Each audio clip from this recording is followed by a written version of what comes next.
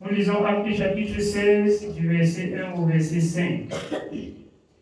Il se rendit ensuite à Derbe et à Lystre. Et voici, il y avait là un disciple nommé Timothée, fils d'une femme juive, fidèle et d'un père grec. Les frères de Lystre et d'Icône rendaient de lui un bon témoignage. Paul voulut l'emmener avec lui, et l'ayant pris, il le circoncit à cause des Juifs qui étaient dans ces lieux-là, car tous savaient que son père était grec. En passant par les villes, il recommandait aux frères d'observer les décisions des apôtres et des anciens de Jérusalem. Amen. Il y a ici quelque chose de très pertinent et de très important. Il les exhortait de suivre quoi? Le conseil des apôtres.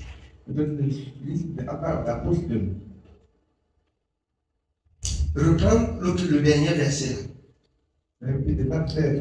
En passant par les villes, il recommandait aux frères d'observer les décisions des apôtres et des anciens de Jérusalem.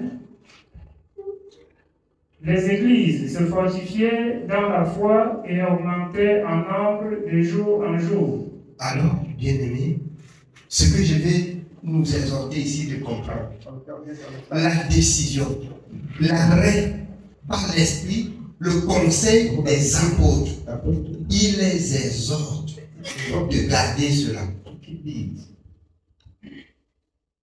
Les gens sont souvent insensés. Et je vais vous dire ce soir, si vous vous déplacez des bornes que les apôtres ont posées, c'est que vous n'êtes plus dans la foi. Si vous déplacez les bornes posées par les apôtres, parce que les bornes posées par les apôtres ont été posées par le Saint-Esprit. Par le Saint-Esprit. Quand les gens disent, on a tout d'abord, on est baptisé, on a reçu qu'une fois avec le Saint-Esprit. Quelle abomination. Je vais vous faire encore comprendre quelque chose de très pertinent. Lisez Jean, chapitre 1, au verset 26.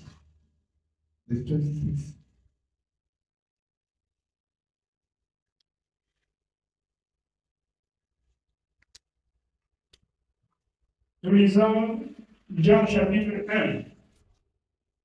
1, verset 26. Jean leur répondit, moi je baptise d'eau, mais au milieu de vous, il y a quelqu'un que vous ne connaissez pas, qui vient après moi. Jean dit que lui, il baptise d'eau. Et il y a quelqu'un au milieu du peuple qui vient après lui. Prenez Luc chapitre 3 au verset 16. Il va tout expliquer là-bas. Luc 3, 16.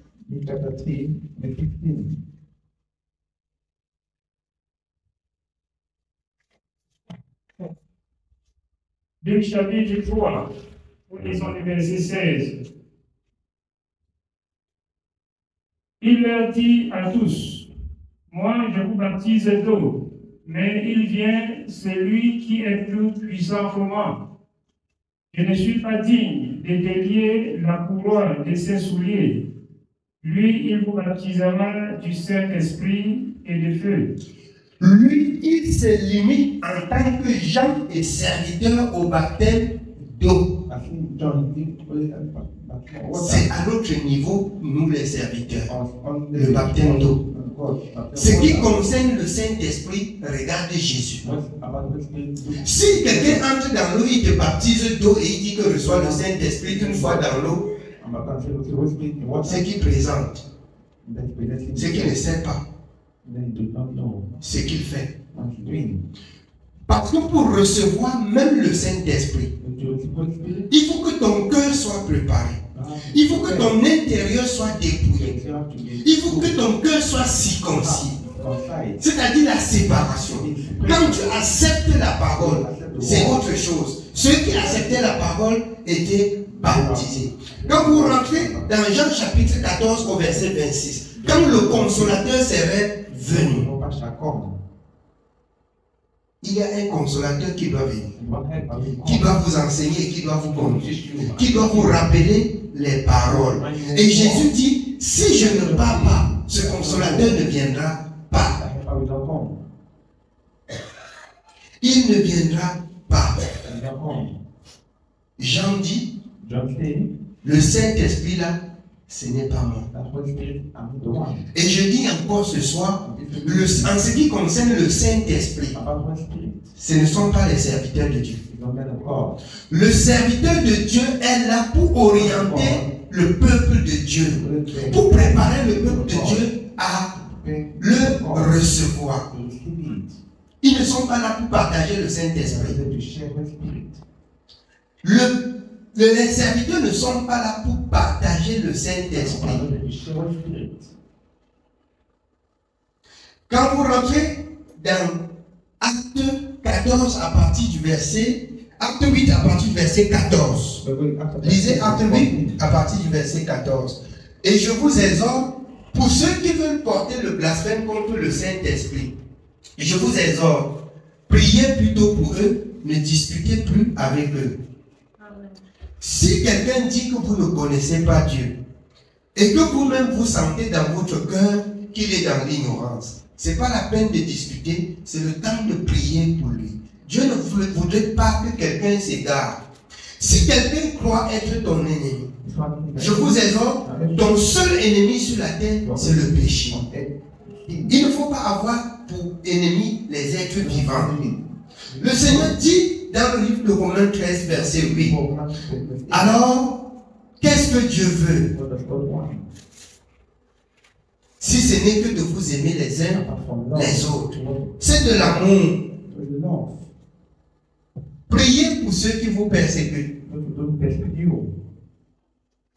Et quand il continue dans la voie de l'égarement, le Seigneur dit, ne prenez point part aux œuvres infructueuses des ténèbres. Condamnez-les. La fin de chaque chose est proche.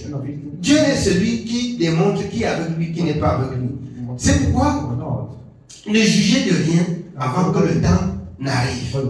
Si les gens discutent concernant le Saint-Esprit, disant même que nous ne connaissons pas Dieu, laissez-les tranquilles. On est au service de Dieu, on n'est pas au service des hommes. Nous sommes au service de Dieu. Et j'en connais plusieurs qui ont fait comme ça aujourd'hui, ils ne se retrouvent pas. Ils ne se retrouvent pas. Je vous dis en toute vérité, cette parole est selon la vérité. Je suis allé en Gotin. J'ai prié, j'ai baptisé, et quand je priais pour un monsieur, pour le Saint-Esprit, le feu l'a brûlé sur le côté du pied. Il n'a même pas reçu l'Esprit. Mais il a eu un feu qui a brûlé jusqu'à la cicatrice est sortie, science tenant.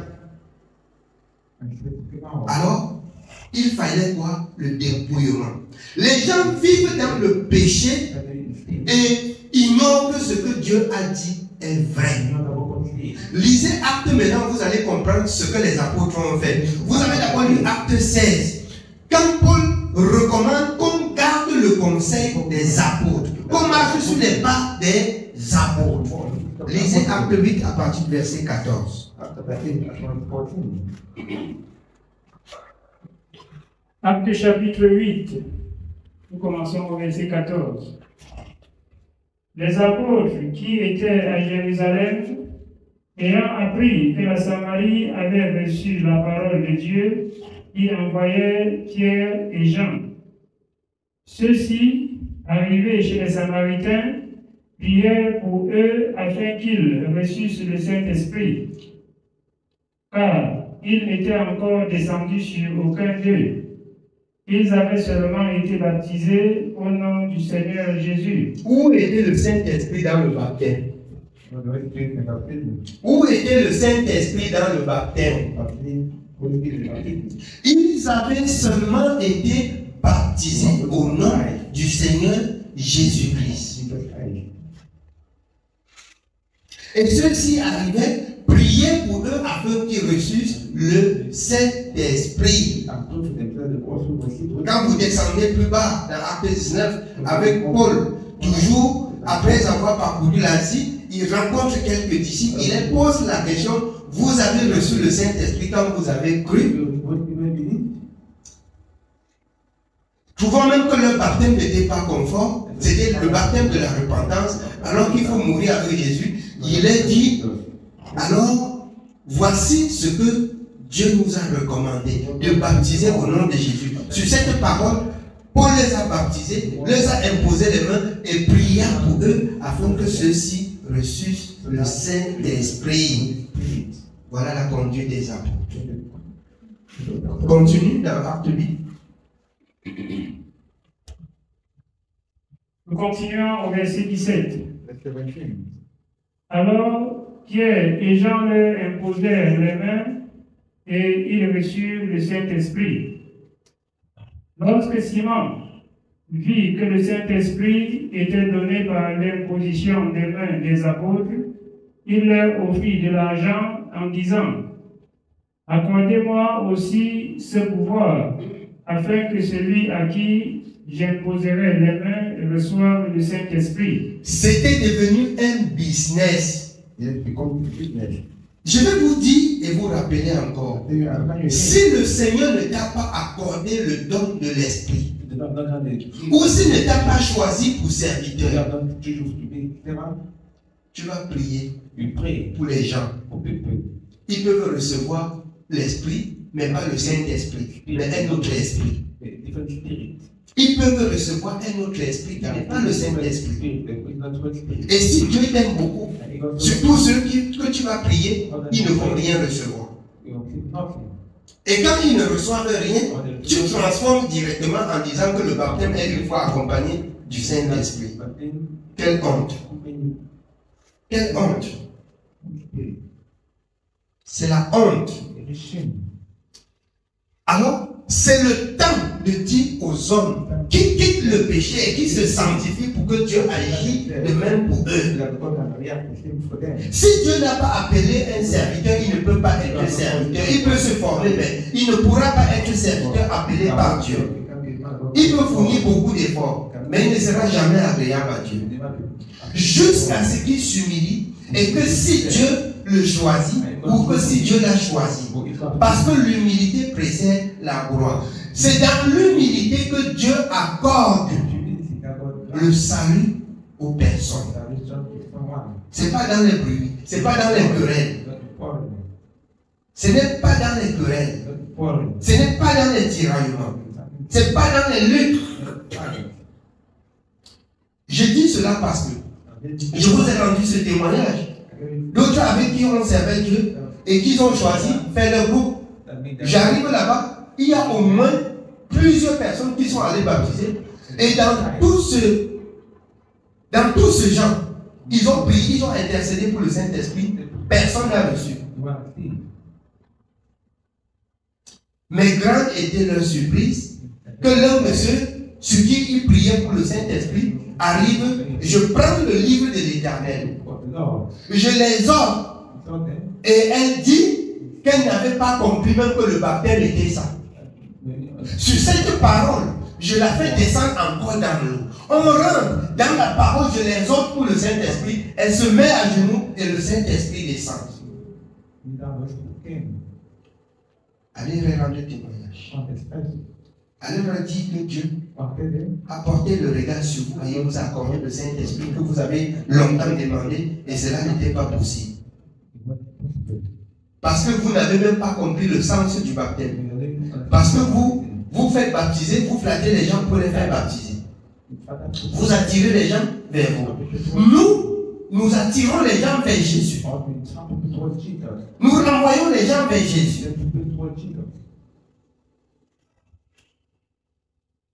Il est arrivé même à l'hôpital dimanche, quand je prêchais, j'ai dit à ceux qui écoutaient la parole, nous ne marchons pas pour vous flatter de venir dans notre église, mais nous vous rappelons que vous pouvez souffrir comme ça à cause de ce que vous n'avez pas prêté l'oreille à votre Créateur. Retournez à votre Créateur. Et retourner à son Créateur, c'est de lire et mettre en pratique ce qu'il a recommandé.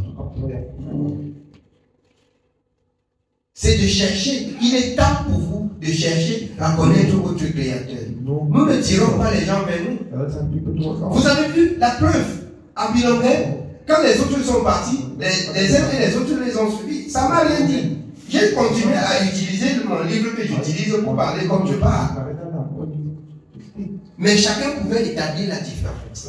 Nous ne flattons pas les gens de nous suivre, mais nous flattons les gens de suivre Jésus. Nous flattons les gens de suivre Jésus. Pas de nous suivre. De suivre Jésus. Simon voit que c'était par l'imposition de eux. Il propose un peu d'argent pour vouloir acheter ce pouvoir. Là, dehors, on manque ce pouvoir. Et on transforme la forme. Pour que les croyants ne disent pas que c'est... On n'a pas pu. Parce que si on n'a pas pu, vraiment, c'est une honte. On est quel serviteur alors? Ceux qui n'ont pas reçu le Saint-Esprit, travaillez vos vies. Ce n'est pas l'homme de Dieu qui partage le Saint-Esprit. Et si l'homme de Dieu change de langage pour dire comme vous avez reçu le baptême d'eau, c'est accompagné du Saint-Esprit. C'est pour vous détruire. C'est pas moi qui dis dans Romains 8 que si quelqu'un n'a pas de mon esprit, ne m'appartient pas. C'est Jésus. C'est pas moi qui le dis. Nous avons appris de même dans Romains 8:16 que le Saint-Esprit rend témoignage dans notre esprit que nous sommes enfants de Dieu. Nous avons appris dans Jean 14 qu'il vient nous convaincre, qu'il vient nous enseigner, qu'il vient nous conduire. Vous voyez ici, les apôtres sont allés prier afin que ceux-ci reçoivent le Saint-Esprit. D'autres disent, je connais qui a prié. Mais je vais vous dire, c'est l'ignorance. Je connais. Corneille était un homme qui craignait Dieu. Il priait beaucoup, mais le Saint-Esprit n'était jamais descendu.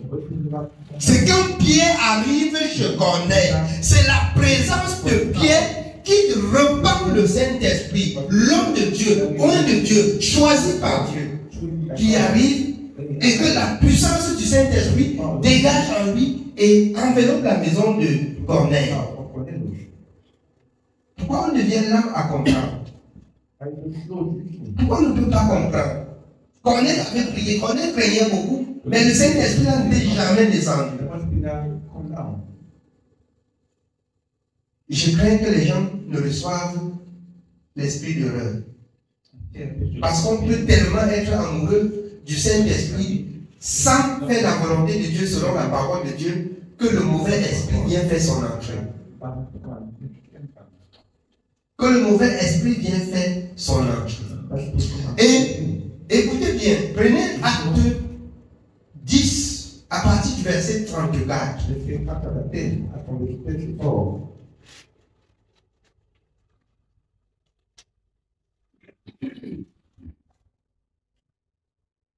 Acte chapitre 10, commençons au verset 34.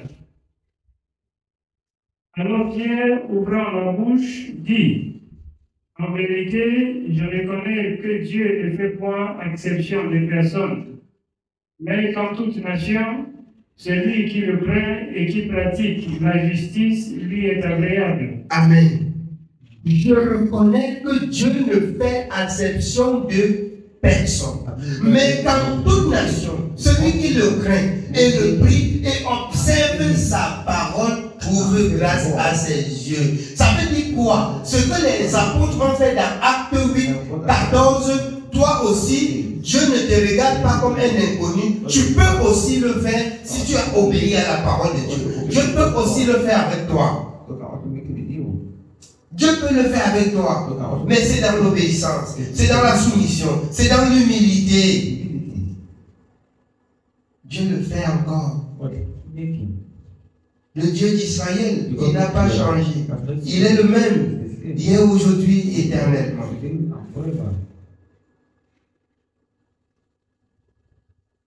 Ici, c'est Pierre qui parle. Or, dans Acte 8 aussi, ce sont des pierres qu'on a dépêchées pour aller prier pour ceux-là qui reçoivent le Saint-Esprit. Pierre arrive ici, il dit qu'il comprend que Dieu ne fait exception de personne. Oui, on continue la lecture.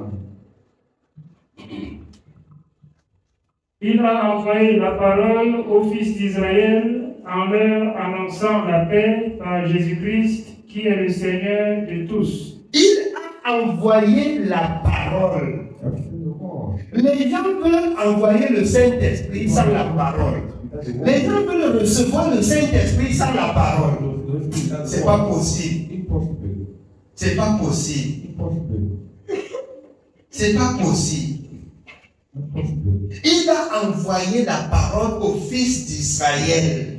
Au commencement était la parole. La parole était avec Dieu et la parole était Dieu. Pourquoi est-ce qu'on peut changer, tourner le testament comme on fait dans le monde? Un père laisse son testament, par derrière on détourne pour choisir notre successeur. Le testament a été dressé. Le testament a dit qu'on doit se soumettre et écouter tel. On doit se soumettre et écouter les apôtres. Nous devons à nous soumettre et à écouter les apôtres. Choisis par Jésus-Christ. Il a laissé son testament. Nous devons écouter les apôtres. Jésus a laissé son testament. C'est ça qu'on parle partout du Nouveau Testament. Mais quand on lit notre passage, les gens ne sont plus avec le passage là. Tous les passages là sont bons. Tous les passages là sont bons. Il n'y a rien qui doit être rejeté. Tous les passages dans ce Nouveau Testament là, il n'y a rien qui doit être rejeté. Ce que les apôtres ont fait, il est le même hier, aujourd'hui et éternellement. Pour ceux qui croient, on ne doit pas donner une autre forme. Prenant les prétextes que je connais, les gens ont reçu même le Saint-Esprit sans qu'on ne se pose un pour prier. Mais je rappelle et j'ouvre votre intelligence par cette parole. C'est dans la présence de Pierre, par l'exhortation de Pierre, que Dieu confirme que c'est son envoyé et que c'est la vérité. C'est la vérité. On continue, bien aimé. Nous sommes au verset 37. Vous savez ce qui est arrivé dans toute la Judée après avoir commencé en Galilée à la suite du baptême que Jean a prêché. Vous savez comment Dieu a oint du Saint-Esprit et de force Jésus de Nazareth, qui allait de lieu en lieu, faisant du bien et guérissant tous ceux qui étaient sous l'empire du diable, car Dieu était avec lui. Si Dieu n'est avec toi, tu ne peux pas faire cela. Tu ne peux pas prier, les gens reçoivent. Ils ne peuvent pas recevoir. Dieu était avec lui. Et celui avec qui Dieu est, Dieu confirme sa parole. Pourquoi c'est Dieu? Si Dieu n'est pas encore avec toi, il n'est pas encore avec toi. Travaille ta vie. Travaille ta vie. C'est la vérité. Oui, bien aimé.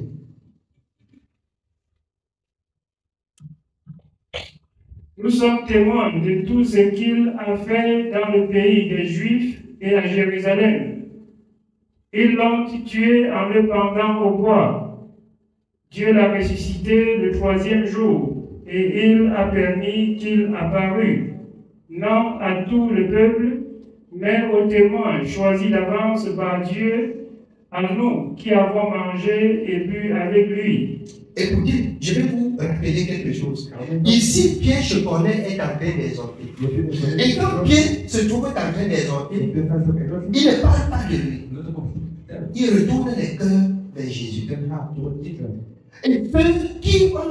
Et ceux-là parmi qui ont le cœur disposé trouveront grâce aux yeux de l'Éternel. Tout le monde était disposé. Tout le monde était disposé. Mais je vais vous dire, Il y a ceux sur qui on arrive comme ça pour prier pour le Saint-Esprit là. Pas le Saint-Esprit descend. Il y a des personnes que ça ne fait pas même 5 minutes.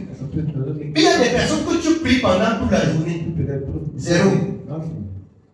Tu vas prier même des mois. Zéro. Qu'est-ce qu'il faut faire? Il faut rentrer dans la parole. Et ceux qui sont sans la parole vont trouver directement que non. Ça veut dire que tu as reçu ta part avec le baptême. Et Dieu ne change pas.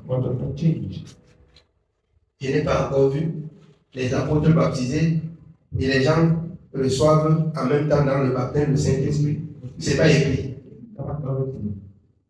Ce sont les doctrines diverses et étranges. Ce sont les doctrines diverses et étranges.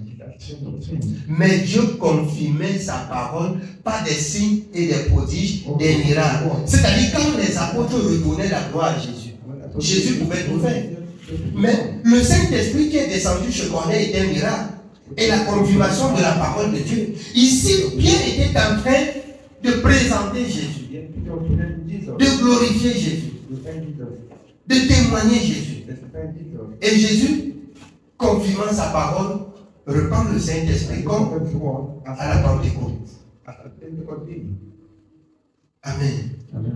Oui, bien aimé, on continue. Non à tout le peuple, mais aux témoins choisis d'avance par Dieu, à nous qui avons mangé et bu avec lui après qu'il fut ressuscité des morts. Il y a même eu des témoins d'avance choisis par Dieu. Parmi les serviteurs, il peut y avoir des serviteurs qui s'autoproclament serviteurs. Il peut y avoir des serviteurs qu'on nomme, mais il y a aussi des serviteurs que Dieu choisit. Vous pouvez tisser comme vous allez tisser. C'est pour vous. Vous pouvez préparer comme vous allez préparer. Ce que Dieu a dit, personne ne peut changer. Et il n'y en a pas. Vous pouvez chercher à changer, il n'y en a pas. On ne change pas. Ce que Dieu a dit reste ce que Dieu a dit.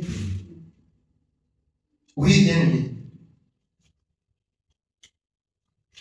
Et Jésus nous a ordonné de prêcher au peuple et d'attester que c'est lui qui a été établi par Dieu, juge des vivants et des morts.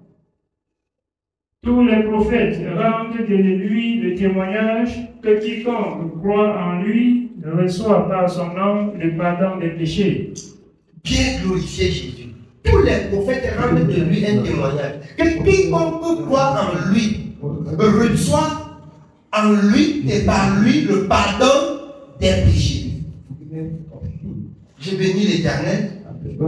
Et vous voyez un homme de Dieu appelé et il n'attire pas les gens vers lui. Mais il présente ceux qui l'écoutent à Jésus. Il donne gloire à Jésus. Oui, bien aimé. Quand Pierre prononçait encore ces mots, le Saint-Esprit descendit sur tous ceux qui écoutaient la parole. Pour confirmer que la parole qu'il dit là, c'est la vérité. Il y a eu qui encore dans la parole de Dieu qui a travaillé du temps du Seigneur comme Corneille. Il n'y en a pas. Il n'y en a pas. Dieu lui-même a attesté que Corneille craignait Dieu. Et il faisait beaucoup de bien. Aujourd'hui, on fait beaucoup de mal. Et même quand on trouve des moyens de vous transmettre la parole jusqu'à vous entrer dans la maison de Dieu, vous devenez des prophètes. Sans même écouter l'enseignement. Et ça devient difficile. Quand vous faites savoir que vous allez être enseigné pour que Dieu fait de vous ce qu'il voudrait que vous soyez. Mais tellement que vous avez déjà vu que vous êtes prophète, d'abord vous avez fait un songe l'autre jour et c'est arrivé. Vous voyez que l'accomplissement du songe, vous êtes prophète. Vous êtes prophète.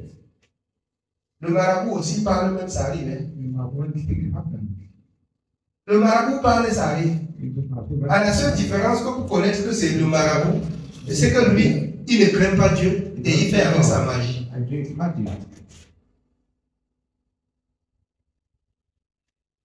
Et ses esprits l'encouragent dans sa magie. Amen. Oui, bien aimé. Continuons au verset 45. Tous les fidèles circoncis qui étaient venus avec Pierre furent étonnés de ce que le don du Saint-Esprit était aussi répandu sur les païens. C'est-à-dire si Pierre n'était pas rempli. L'étonnement là devait être que non, vous ne pouvez pas recevoir. Vous comprenez ça? Quand on est étonné, c'est que quoi? C'est que comment Dieu peut accorder à ceux-ci? C'est la même chose comme aujourd'hui. On dit que le petit là prie pour les gens, il a le Saint-Esprit. Nous on est là. On est là comme ça là. Non, ça ne peut pas être possible. Ça ne peut pas être possible. Bien aimé, travaillons nos vies. Nous-mêmes, je vous dis la vérité jusqu'à ce soir. Nous ne sommes pas encore ce que Dieu veut que nous soyons. Quand on serait ce que Dieu veut qu'on soit, je vous dis en toute vérité, on dira comme Pierre, comme Paul, comme tous les autres au paradis, lève-toi et marche. Et cela va s'accomplir. C'est parce que nos vies ne sont pas encore travaillées comme Dieu. Je vous dis en vérité ce soir. Et c'est ce que les gens disaient dehors. La preuve en est même que quand la sœur était tombée, le fer qui a percé le pied, on a dit que cette deux-là, pendant qu'on disait qu'on met l'alcool, pendant qu'on disait qu'on met des choses, il se couvrait, il a levé la tête. Il a dit apportez le vin et donnez-moi l'huile. C'était conforme à la parole. Et alors, elle a mis la plaie se cicatriser. Mais, quand elle n'a pas compris que c'était l'effet du Saint-Esprit, elle a permis que quelqu'un qui ne connaît pas Dieu touche la plaie. Et le Seigneur aussi a levé la main. Ça a commencé à courir. C'est pas ça. Et quand elle est revenue, se repentit. Parce que j'avais dit que personne ne touche. Parce que ce même jour que je priais pour la plaie, je n'avais jamais dit ça à l'église. Et c'est à elle-même, je crois que c'est dernièrement que j'ai dit, que c'était une porte que Dieu a permis que ça s'ouvre pour que certains esprits partent de son vie. Et c'est ce que j'avais compris le même jour que je me suis coupé. Et j'ai compris que ce n'est pas pour le médecin. Mais ça m'a beaucoup étonné. Et c'est pourquoi je l'avais dit, je l'avais bien précisé, que personne ne touche, que personne ne touche. Mais elle est allée quand même pour faire la tête, pour donner qu'on touche. Elle allait quand même donner qu'on touche. Mais j'ai rendu grâce à Dieu. Parce que quand on a touché, Dieu a dit aussi non. Ça a commencé à pourrir. Mais quand elle se repentit, j'ai imploré l'Éternel. J'ai encore nettoyé. Comme Dieu nettoyait. Et le Seigneur a cicatrisé. Le Saint-Esprit là, il vient nous aider à comprendre le langage de Dieu. Et si vous croyez qu'il vient nous aider à comprendre le langage de Dieu, ce n'est pas, bien aimé, quand vous avez parlé en langue, que vous, qui atteste que vous êtes bourré, vous pouvez recevoir le Saint-Esprit, parler en langue et la piété. Mais c'est dans la sanctification et dans la sainteté. Quand vous la recevez, les signes, c'est le parler en langue. Qu'on ne vous trompe pas. Comme à la Pentecôte, dans Acte 2, quand elle est descendue, la parole de Dieu dit des langues comme des voix. Combien? Personne n'a jamais vu ça. Alors, il parlait de diverses langues. Et les autres ont dit qu'ils sont pleins de vin d'eau. Elle descend avec la langue. Elle descend avec le parler en langue. On va raconter ce qu'on a malassé, ça n'a pas marché. Ce qu'on a mis au feu, ça n'a pas cuit. On va vous convaincre que vous pouvez manger comme ça. On ne mange pas comme ça. Moi, je n'avale pas seulement. Si ça ne peut pas cuire, je laisse. Amen. Oui, bien aimé. Car il les entendait parler en langue et glorifier Dieu. Il les entendait parler en langue et glorifier Dieu. Je connais même, elle est descendue avec le parler en langue. Mais comment? On veut nous amener où? On veut nous amener. Je connais, il descend avec le parler en langue. Bien entendu, une langue distincte qu'on peut interpréter. Je ne sais pas si ceux qui n'ont pas reçu le Saint-Esprit, qui prient pour les gens qui reçoivent le Saint-Esprit, qui va discerner que c'est l'Esprit de Dieu ou que c'est le mauvais esprit parce qu'il faut discerner, il faut interpréter. Si vous avez reçu le Saint-Esprit, je vous exhorte toujours de prier pour avoir le don d'interprétation. Pour que si moi-même, il m'arrive de parler en langue, vous déterminez si je suis encore avec Dieu ou si j'ai rencontré d'autres esprits maléfiques. Je ne vous ai jamais rien caché.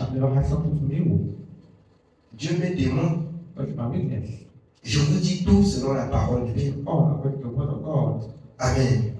Oui, bien. Alors Pierre dit, peut-on refuser l'eau du baptême à ceux qui ont reçu le Saint-Esprit aussi bien que non? Pierre n'est pas allé pour prier pour le Saint-Esprit, mais le Saint-Esprit est descendu. Et Pierre dit, mais nous connaissons que c'est quand on part dans les eaux du baptême qu'après nous prions pour le Saint-Esprit. Est-ce que, comme ils reçoivent le Saint-Esprit, est-ce qu'on peut leur refuser le baptême d'eau? Non. Parce que là, Dieu ouvrait la porte et attestait qu'il accepte les païens de même niveau que les enfants d'Israël. On ne comprend pas le langage de Dieu.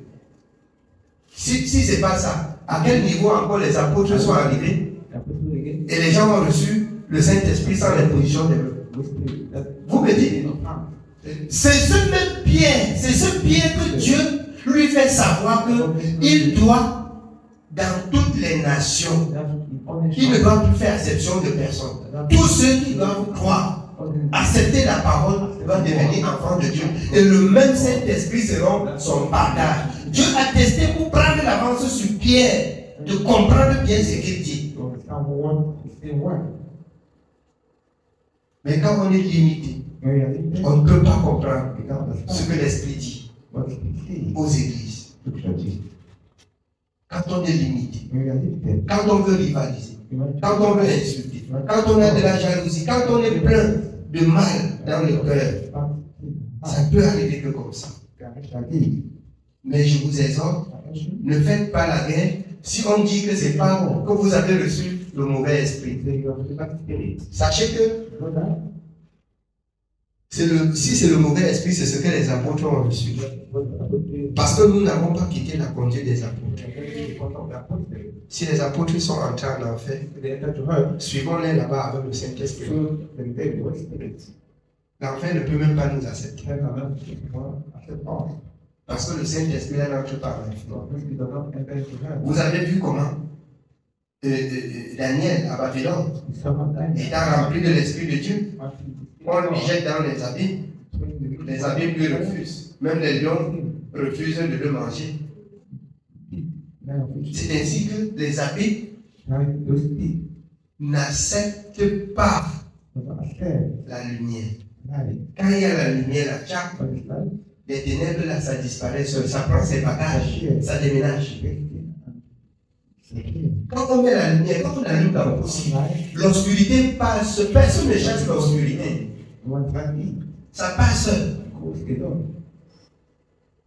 Donc, si vous avez le Saint-Esprit, on vous porte en enfer. L'enfer va changer son endroit.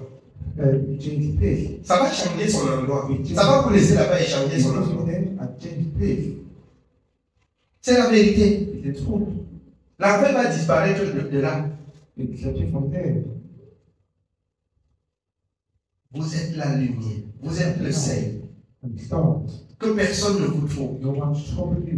Selon la parole de Dieu dans Galates.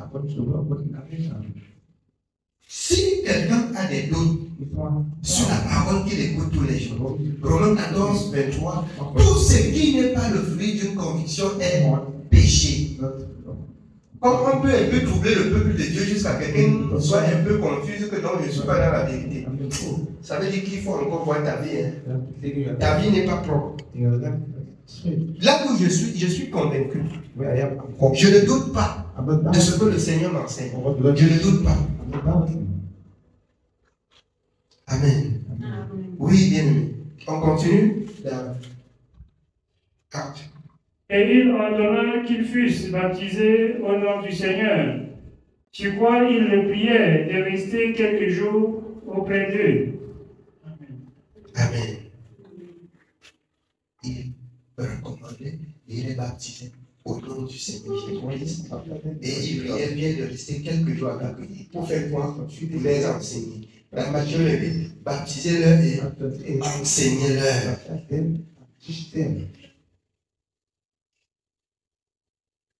Baptiser et enseigner.